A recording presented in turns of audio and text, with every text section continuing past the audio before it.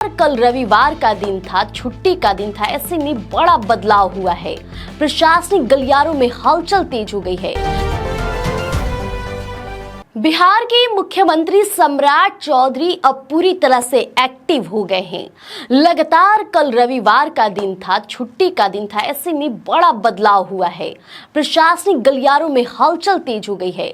सम्राट चौधरी की नई टीम अब पूरी तरह से तैयार है काम को करने के लिए, जिसमें कई लोगों को उनका कद बढ़ाया गया है। उनको कार्यभार संभालने की पूरी जिम्मेदारी दी गई है। और सम्राट सरकार में समझ जाइए, एक बात साफ है कि आप एक जिम्मेदारी नहीं बल्कि आपको अनेकों जिम्मेदारी संभालनी होगी।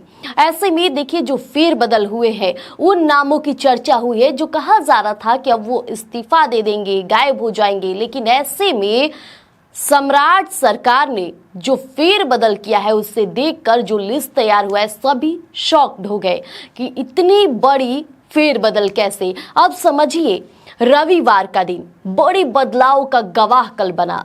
खुद मुख्यमंत्री सम्राट चौधरी ने अपनी टीम सम्राट को अंतिम रूप दिया और राज्य सरकार ने बड़े पैमाने पर आईएएस, आईपीएस अधिकारियों के तबादले तक कर दिए। सबसे महत्वपूर्ण बदलाव देखिए हुआ है खुद सीएम सचिवालय में। लोकेश कुमार सिंह और संजय कुमार सिंह को मुख्यमंत्री का सचिव नियुक्त किया गया है। जी, लोकेश कुमार वर्तमान में देखा जाए तो पर्यटन विभाग के सचिव हैं और अब वे विज्ञान एवं तकनीकी शिक्षा विभाग के साथ साथ मुख्यमंत्री सचिवालय का भी अतिरिक्त प्रभार संभालेंगे। संजय कुमार सिंह की बात करें तो उनको वित्त विभाग के सचिव के साथ साथ देखा जाए तो वाणिज्य कर आयुक्त और मुख्यमंत्री सचिवालय के सचिव की जिम्मेदारी दी गई है। इसके अलावा डॉक्टर चंद्रशेखर सिंह WRD जल संसाधन विभाग के नए सचिव होंगे और उन्हें सूचना एवं जनसंपर्क विभाग और बिहार विकास मिशन के निदेशक का अतिरिक्त प्रभार भी दिया गया है। तो ये जिम्मेदारी उनकी तय करेगी कि वो काम कैसा करते हैं। ये बदलाव के कई संकेत हैं। नई सरकार विकास कार्यों में तेजी लाने के लिए अपने सबसे भरोसेमंद अधिकारियों को फ्रंट लाइन पर रख रही है। अब सेगमेंट 2 में समझिए, आईपीएस अधिकारियों का तबादला, विकास वैभव, प्रशासनिक फेरबदल केवल आईएएस अधिकारियों तक सीमित नहीं है, बल्कि गृह विभाग ने एक साथ 22 आईपीएस अधिकारियों की तबादला की।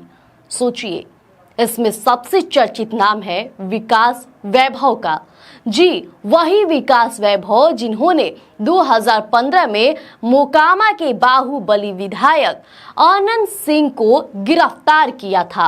अब उन्हें मगध रेंज का नया आईजी बना दिया गया है। विकास वैभव लंबे समय से मुख्यधारा की पुलिसिंग से भी दूर थे, लेकिन अब उन्हें एक बड़ी और संवेदनशील जिम्मेदारी दी गई। हालांकि विकास वैभव का नाम देखा जाता है, तमाम चर्चाओं में रहते हैं अपने काम को लेकर। लॉ एंड ऑर्डर की बात किया जाए, एडीजी की कमान संभालने को दे दी गई है कई अधिकारियों को। ट्रैफिक का भी अतिरिक्त प्रभार रहेगा। तो अन्य महत्वपूर्ण नियुक्तियों में ध्यान दिया जाए तो डॉक्टर परेश सक्सेना महानिदेशक, सिविल डिफेंस निर्मल कुमार वही आजाद पुलिस महानिदेशक, यानी कि तमाम अधिकारियों को बड़ी जिम्मेदारी दी गई है। देखिए, जब गृह विभाग की चर्चाएं हो रही थी नए मंत्रिमंडल में, सम्राट सरकार के मंत्रिमंडल में, तो आदमी आंख लगाए बैठे थे। लोग सोच रहे थे कि ये विभाग किसके पास जाएगा। और इससे पहले देखिए, सम्राट चौधरी के पास गृह विभाग था, तो उन्होंने जिस तरह से काम किया, लोग काफी प्रसन्न हुए उनके कामों से।